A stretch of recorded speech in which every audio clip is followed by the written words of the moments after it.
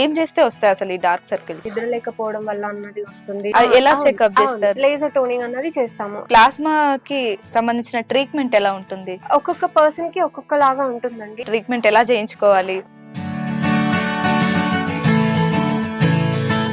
వీటి వల్ల side effects ఏమైనా వచ్చే అవకాశాలు అట్లా? స్వెల్లింగ్ ఉంటుంది, 2 days లో సబ్సైడ్ అయిపోతుంది. దీనికి తీసుకోవాల్సిన జాగ్రత్త? సో ఓన్లీ ఐస్ పెట్టుకుంటే సరిపోతుంది. వాళ్ళ ట్రీట్మెంట్ బెటరా, మీ ట్రీట్మెంట్ బెటరా? ఒక క్వాలిఫైడ్ డర్మటాలజిస్ట్ చేసే ఏ ట్రీట్మెంట్ అయినా బెటర్. మా కోసం ఏం ఫుడ్ తినాలి,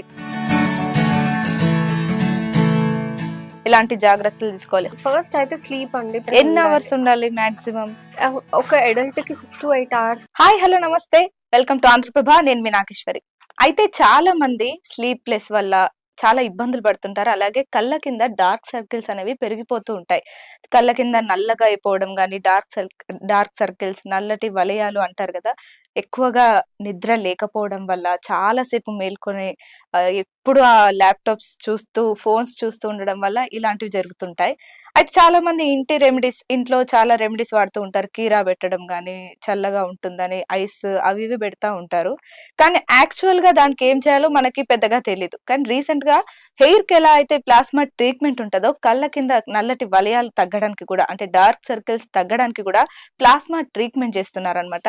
సో ఆ ప్లాస్మా ట్రీట్మెంట్ ఎలా ఉంటుంది, దాని సైడ్ ఎఫెక్ట్స్ ఏమైనా ఉన్నాయా, జాగ్రత్తలు ఎలా తీసుకోవాలి, అసలు ఈ ప్రాసెస్ ఏంటి, మనతో పాటు మాట్లాడడానికి డాక్టర్ కావ్య తొట్ల, MD MBBS మనతో పాటు ఉన్నారు.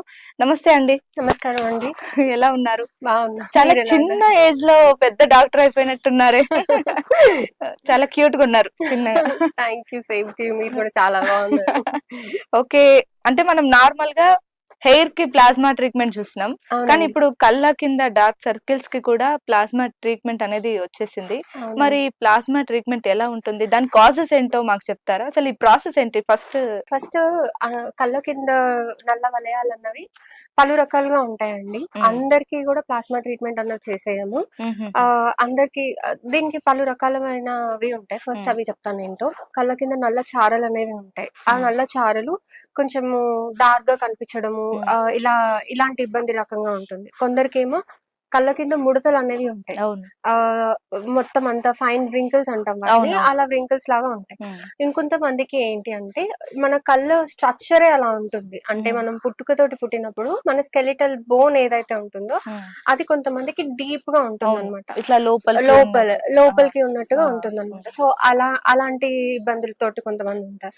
ఇంకొంతమంది ఏజ్ పెరుగుతున్న కొద్దీ ఏమవుతుందంటే, మన చర్మం యొక్క రిప్లికేషన్ అంటాం కదా, అది కొంచెం పెరుగుతుంది.